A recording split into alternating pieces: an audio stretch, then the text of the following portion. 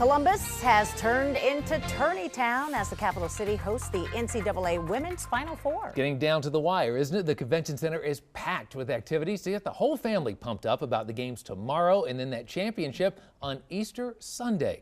Cierra Johnson spent the day at Tourney Town and is ready to show off some of her skills. Take it away, Cierra. Yes, I have been warming up. I'm not exactly a baller, but here at Tourney Town, everyone is a baller and everyone is a winner.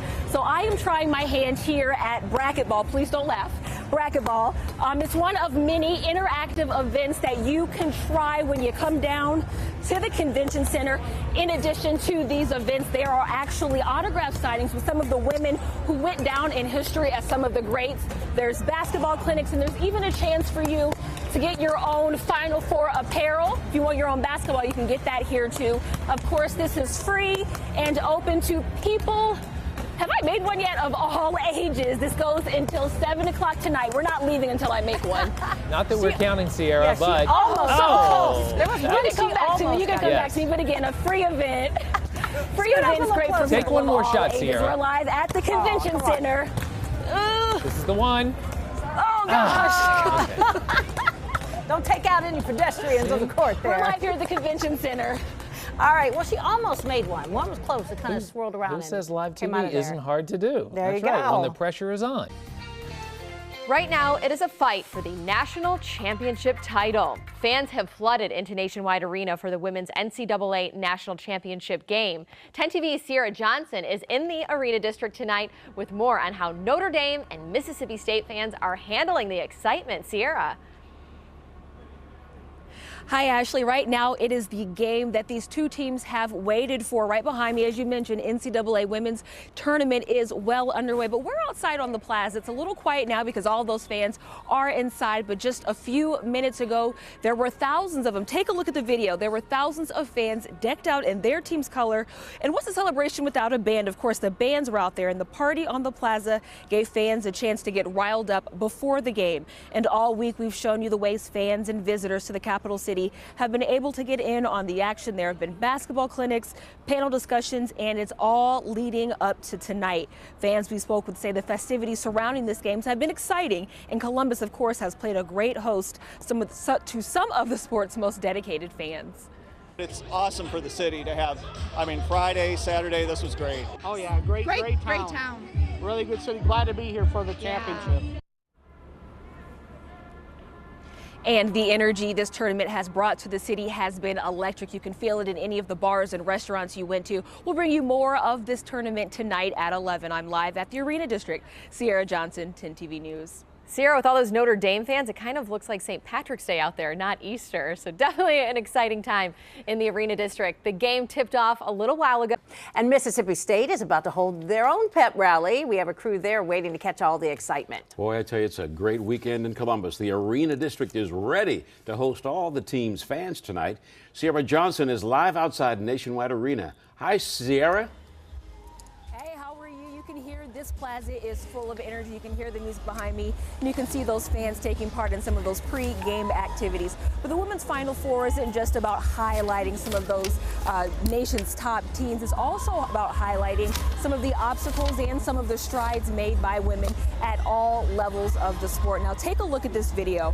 Among the basketball clinics and the autograph sessions, the Convention Center's Tourney Town held several panel discussions. The Breaking the Glass panel was one that was highly attended and featured women and well-known in the collegiate and professional wards of athletics. The panel discussed the disparity between men and women's athletics, empowerment, goal setting, and how women in this sport can encourage and inspire young women to break barriers.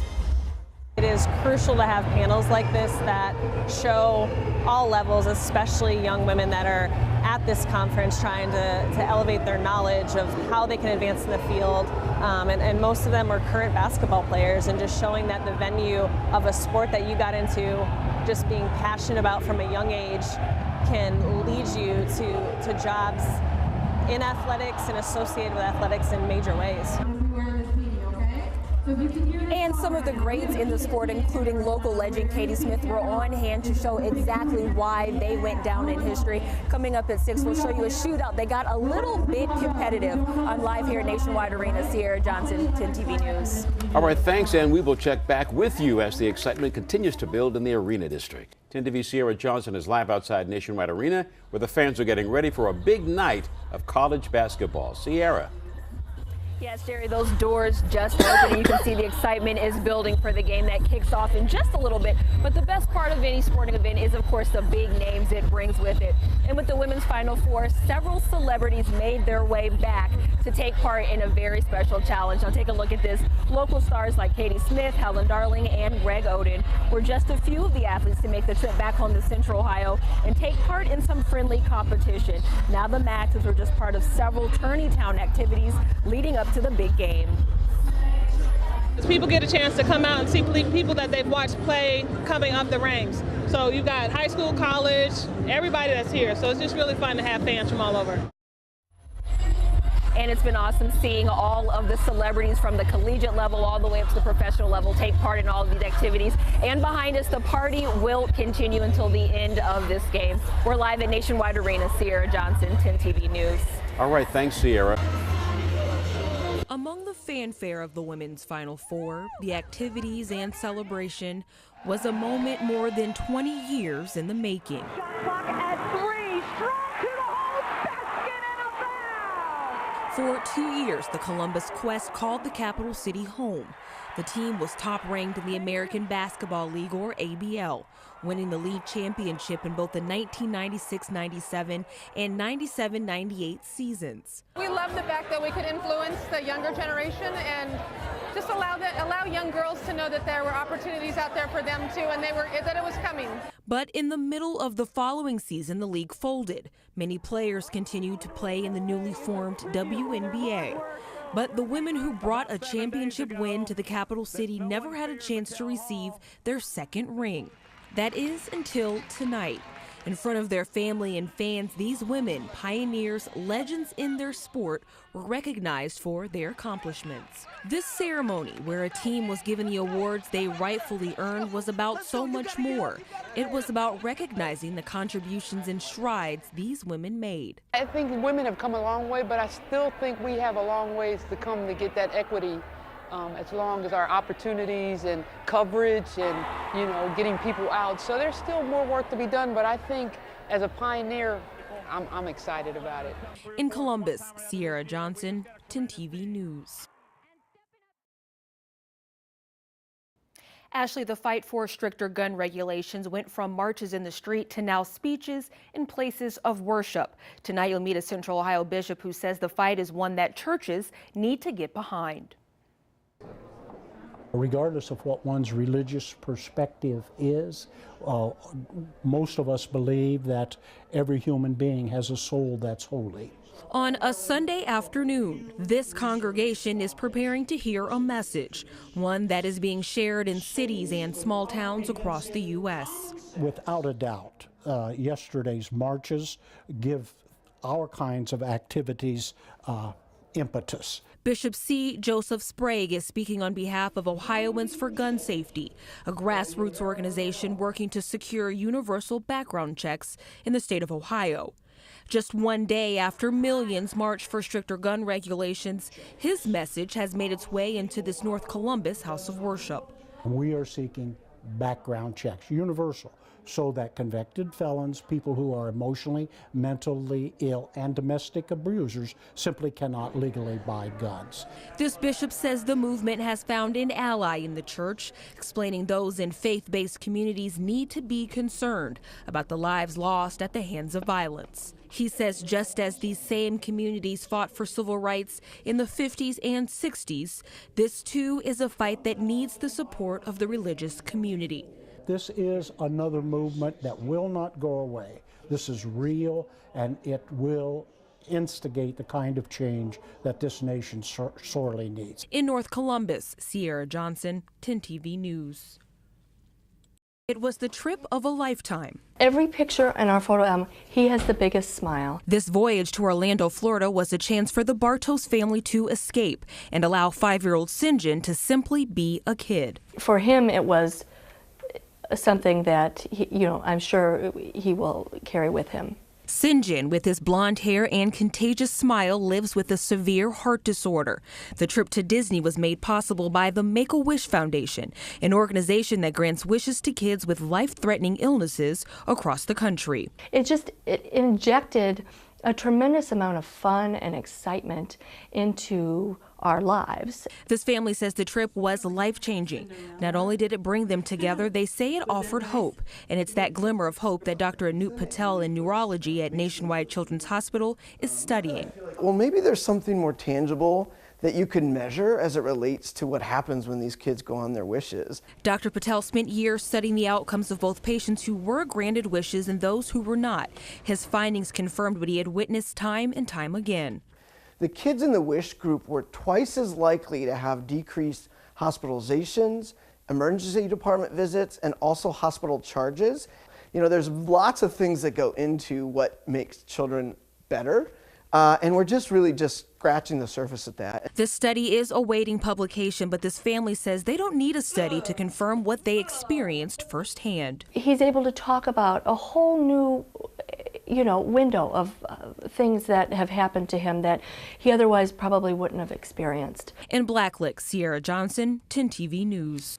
Yolanda, just up the street from the convention center, just about everywhere you turn, there is construction in the short north. But you know what? Inside these barrels and barricades, you can also find beautiful works of art. 10 TV's Cierra Johnson introduces us to artists who are creating masterpieces amid the mess. Among the hustle and bustle and visible growing pains of a rapidly expanding short north is a little something to brighten your day. It's particularly exciting to watch people as they walk through and kind of pause and take in the artwork. Placed between cranes and orange cones are hard-to-miss prints, vibrant, bold creations designed by local artists. It's really exciting. I still cannot believe this happened. Second-year CCAD student Alma Kim is one of 7 artists to partner with the Short North Alliance. In all, 23 different works of art are installed on 400 different barricades. The art is placed on the inside of pedestrian walkways, offering a unique contrast to the hazard orange drivers see as they make their way down High Street. The spirit of the Short North doesn't go away with the construction dust, I guess.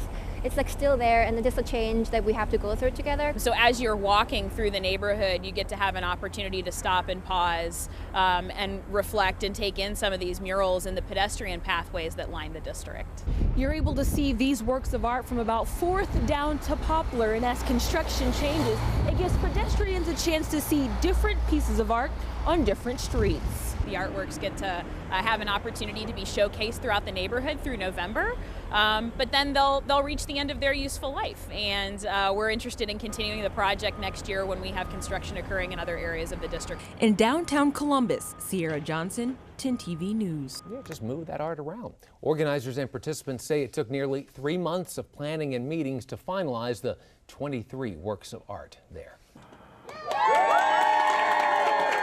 With the cut of this ribbon, Barbara Freeman is hoping to give women a fresh start. I just want women to gain the same thing that I gained. Freeman knows all too well what the women who will soon fill this home have experienced. Right here in the city of it all, of Columbus, Ohio, is where I started being trafficked and being addicted to drugs. Freeman is a survivor of human trafficking. First sold for sex at age 16, she was able to escape nearly 23 years later. Some people think that some people don't recover, and not everybody make it out. But I just praise God that I made it out. Her goal now to offer a safe place for women to start over, regroup and work through the pain and begin a new journey. I don't want to see the women having to go back to the lifestyle from which they came. 10 TV was there in the spring of 2017 as volunteers worked to paint and make repairs to this 3-story unit on the city's south side. And today, this house is now a home. The Freeman Project House, named for the project's resilient leader, is now ready for 4 women to get their fresh start.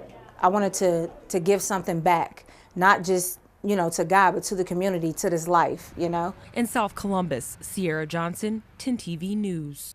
Ashley, good evening. Tonight, support from around the nation and around the world coming right here to Westerville after the young daughter of a fallen Westerville police officer makes a very unique request. Take a listen. Well, this started out as a very small project, actually. It was a plan to help heal the heart of a young girl following the unthinkable tragedy. Elena, the 11-year-old daughter of fallen Westerville police officer Eric Joring, was looking for comfort. In talking to Mrs. Joring, I found out that Elena, the middle daughter who's been working with Sam, was interested in honoring her dad by wearing different canine shirts from around the country. Sam, of course, was Officer Joring's crime-fighting companion, but also a part of the family. So Corporal Justin Alloway did what he could to make help this dream become a reality. You know, let me put something on Facebook. Let me see what we can come up with. And quite honestly, I was very naive. The power of social media, of course, proved successful, and within minutes, the post requesting T-shirts from canine units around the country went viral. The last I looked, the post had been shared, I think, over 1,200 times, so we're getting quite a response out of it. Less than a week after the request was made, boxes began to arrive. Shirts, hats, and pictures now flood this room at the Westerville Police Department, with goods coming from all regions of the country. It's just amazing to me when you have a little girl like this who's in so much pain because she lost her dad, and everybody from across the country, and actually from what I've heard around the world, are sending shirts just to give her a little bit of comfort to remember her dad. It's very heartwarming. In a time when a family is searching for peace, a simple request for a shirt, a reminder of a man who meant so much, was answered. It shows to me that blue is blue. No matter where you're from, they're going to come and help and do whatever they can to make this family feel more secure in a time that they need it the most. And members of the Westerville Police Department say they don't expect these great shipments to slow down anytime soon. They've already been alerted to keep their eyes peeled for a shipment coming from a canine unit stationed in, get this, Afghanistan. They're also expecting a shipment from the state of Alaska. So a very, very nice, thoughtful story here in Westerville. I'm Cierra Johnson with 10 TV News. New tonight, it's been nearly 2 months since the deaths of 2 Westerville police officers, and the support for their families is still pouring in. Today, an organization founded after the September 11th terrorist attacks helped make life a little easier for them. 10 TV News reporter Cierra Johnson was there for the announcement. Out of the tragic incident in Westerville, we got a lot of calls. The outpour from the public was incredible. Following the shooting of Westerville police officers Eric Joring and Anthony Morelli, businesses and families from Central Ohio stepped up to support the families tragedy left behind. We literally got thousands of calls to the point it was hard to keep up with all the people that wanted to do something, anything to help. And months after the day that forever changed a community, the support continues. I often talk about in tragic situations, and certainly this was a tragedy here that we all know. You try to find the good, because that's what helps us heal. That's what keeps us going. Tunnel to Towers, an organization founded in memory of a New York firefighter killed on 9/11, has stepped in to make life a little easier for these still grieving families. The organization has agreed to pay off the mortgage of the Joring family home and pay the taxes, insurance, and utilities at the Morelli family home for the next 5 years, and also announced help for the family of another fallen officer. We would also like to announce the foundation will be paying off the mortgage of Kirkersville Chief of Police Officer Stephen Eric Desario. An act that will help these families continue to heal. It's one less thing they have to worry about. Obviously, they've got all kinds of concerns and the loss of loved ones and what are we going to do about this and this. And this is just one big piece that they no longer have to worry about. And I think it's incredible. In Westerville, Cierra Johnson, 10 TV News. Now, this organization has donated millions to the families of fallen officers all across the country. Fred Yoder has been farming this Plain City land for more than 40 years. You know, farmers we can't survive without trade. But the soybean and corn farmer says recent threats by both China and the current administration could put his bottom line at risk. I can tell you one thing, there's a lot of nervous farmers out today. After a volley of threats between both countries, China is now threatening to hit the U.S. where it hurts. 3 critical exports, aircrafts, cars, and Ohio's most popular crop, soybeans. OSU agricultural marketing professor Dr. Ian Shepard. The Chinese, I think, are being very astute in doing this, in targeting states where political pressure will now be put on the administration to back away from this. China is threatening the U.S. with a nearly 25% tax on soybeans. Right now, agricultural economists estimate 1 out of every 3 rows of soybeans are exported, primarily to China, where it is then converted to oil or feed. But if this tariff was imposed, economists estimate only 1 in 5 rows would be exported, potentially forcing the Chinese to find a cheaper grain source like Argentina or Brazil, leaving local farmers with crops they'd have no choice but to sell cheaper domestically. If it takes effect, we are going to see a very, very tough time in the Midwest. In Plain City, Cierra Johnson, 10 TV News. The lights are coming back on, but it could be the end of the day for some people. 10 TV's Cierra Johnson is downtown with more on the restoration and what's still impacted by this. Cierra? Yes, Tracy, much of the power has been restored here in downtown. That disruption lasted for more than an hour, and it brought many businesses to a screeching halt. Now, take a look at this video. CPD says 4 substations went down, leaving Columbus State, Franklin University, and many office buildings like Rife Tower on High Street without power. That left many no choice but to take the stairs to go to an early lunch or maybe leave for the day. The traffic lights were also impacted. Drivers treated the typically busy intersections like 4-way stops. And a downtown worker we spoke with says many did not expect the outage to go on as long as it did. Well, the workers enjoy it because they're sitting and just taking their time. I heard somebody said they were going to go home, but you know, it's some frustration, but everybody wondering when it's going to come back on. I assumed it'd come back on in about 10 minutes. And our cameras were rolling as the power was restored here at the intersection of State and High Street. And as you can see, these lights are back on. Most of the power has been restored, but some of the county buildings, county offices here in downtown will remain closed for the rest of the day. So if you do have any business to take care of here in downtown, be sure to give them a call to make sure your office is in fact open. We're live downtown. Cierra Johnson, 10 TV News. Meantime, a South Columbus Kroger store is closed tonight following an inspection by Columbus Public Health. 10 TV's Cierra Johnson is at the Parsons Avenue grocery store with more information. Cierra, what did health inspectors find there? This Kroger on Parsons Avenue is closed until a list of infractions ranging from pests to rodent droppings is addressed. Columbus Public Health issued this emergency notice of violation and order to correct for the Kroger located on Parsons Avenue. The notice explains an April 5th inspection revealed a, quote, clear and present danger to health, with an inspection report from the same day showing the Southside Kroger was home to several violations involving the presence of insects, rodents, and other pests. The news of both the violations and the temporary closure came as a shock to many shoppers. Well, my first reaction really was I was wondering why it was closed. There had to be some reason, but you know, you always think of maybe somebody went in there and got hurt or something like that. But I never would have thought of what you just told me, you know, as far as the rodents infestation. But it seems like things like this always happen down where we are. And all afternoon, we've seen pest control vans come in and out of this Kroger parking lot. Right now, there is no timeline on when this location will reopen. On the city's south side, Cierra Johnson, 10 TV News.